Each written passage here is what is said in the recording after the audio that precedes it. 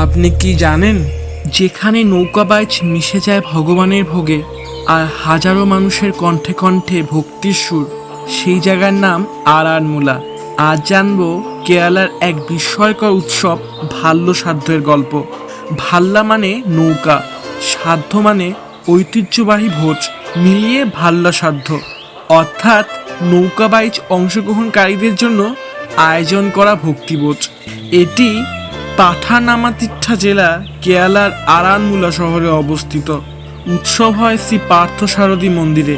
এই মন্দির ভারতের জাতীয় ঐতিহ্যবাহী স্মারক হিসাবে তালিকাভুক্ত। পালা পালা করে বহু পাল্লিওদম অর্থাৎ বিশেষ নৌকা মন্দিরে আসে।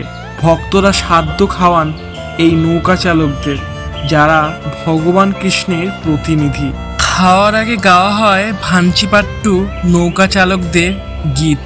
এক একটি সাধ্য 50 থেকে 64 রকমের পদ পরিবেশন হয়, যেমন আবিয়াল, তোরান, সাম্বর, পায়সাম, এলিশেরি, ইঞ্জিপুলি ইত্যাদি। এটি শুধু খাওয়ার উৎসব নয়, বরং আত্মসমর্পণ ও সেবার এক অনন্য রূপ। এই উৎসবটি হয় অর্থুনা মাসে, অর্থাৎ অগস্ট থেকে সেপ্টেম্বর মাসে, তিরুবোনাম দিন থেকে। চলে প্রায় 2 মাস। 30টিরও বেশি নৌকা আলাদা দিনে অংশ নেয় এবং প্রতিদিন আলাদা সাধ্য হয়।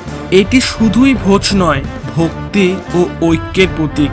জাতি ধর্ম নির্বিশেষে সকলে অংশ নেয়। হাজারো মানুষ একসঙ্গে বসে খায়, গায় আর অনুভব করে ভগবানের সান্নিধ্য। আরানমুলার ভাল্লো সাধ্য কেবল ভোজন নয়, এ এক আর্থিক অভিজ্ঞতা। এটি কেরালার হৃদয় গাথা এমন এক উৎসব যেখানে নৌকা, ভক্তি আর ভোজন মিলে তৈরি হয় ঈশ্বরকে নিবেদিত সম্প্রীতির এক মহা উৎসব। কবে যাচ্ছেন তাহলে? গেলে অবশ্যই জানাবেন। ভালো থাকবেন, আনন্দে থাকবেন। প্লিজ সাবস্ক্রাইব করবেন। পরের ভিডিওতে এক অজানা ইতিহাস নিয়ে হাজির হব।